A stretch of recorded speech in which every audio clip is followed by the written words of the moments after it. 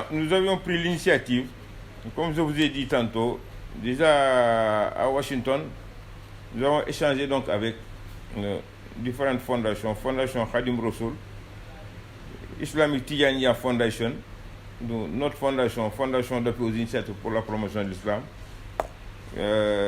Il y a le centre ILMA. Et ici au niveau national, nous avons échangé donc avec Diop Africa Center de Aluntine, Transparency International. Et nous avons saisi aussi donc, le Forum civil. Donc, ils ont tous donc, été informés donc, de notre initiative. C'est ainsi donc Aluntine et je veux dire son organisation, ils se sont réunis hier et ils ont sorti un communiqué donc ils nous ont envoyé pour conforter un peu donc je veux dire notre position et mettre en avant donc la médiation donc diplomatique des religieux que nous sommes et je veux dire la diplomatie religieuse. Donc pour ce qui est donc de la réhabilitation donc dans la liste de l'opposition, c'est une donc des solutions préconisées. Puisque nous avons dit que normalement, on ne devait pas en arriver là. On est parti plus d'une quarantaine de listes. Et finalement, donc après le parrainage, 8 listes ont été retenues.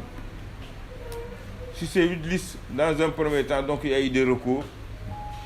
Et le Conseil constitutionnel donc, est revenu donc, pour un peu rejeter les propositions validées donc, par la Direction générale des élections. La dernière en date pour ces 8 listes, la décision du Conseil constitutionnel, c'est d'invalider donc, la liste nationale de Yewwi et la liste donc, des suppléants donc, de Benno Bokk Yakaar. Nous, on s'est dit, première solution, ces 8 listes vraiment peuvent être validées pour que jàmm am. Deuxième, c'est solution proposée, c'est un report des élections. Et pour cela, donc, il y a 2 dates préconisées. Février 2023, comme février traditionnellement c'est le mois des élections, mais dans un an, juillet 2023. Ce qui préconise donc la prolongation donc, des mandats des députés de la législature actuelle, tout ça pour trouver des solutions. Et la nomination d'un Premier ministre et d'un gouvernement de transition qui permettra de mieux préparer donc, les élections avec certaines réformes à apporter, la création donc d'un ministère chargé des élections et d'un ministère donc chargé de la sécurité publique et interne, intérieure.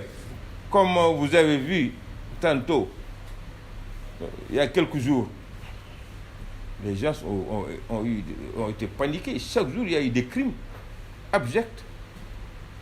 Et cela est dû au fait que chaque fois qu'il y a donc des grâces, fin d'année, Tabaski, Korité, Tamharit,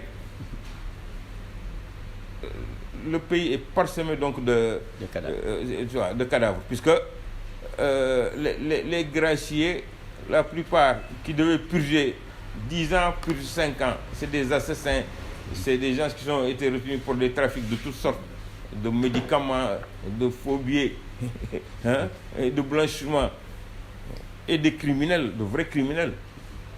Alors, ces gens, comme le disait donc, tout de suite notre grand Jean, qui ont perdu tous leurs repères, ils n'ont plus où aller. S'ils sont dehors, ils ont faim. Ils n'ont plus d'argent.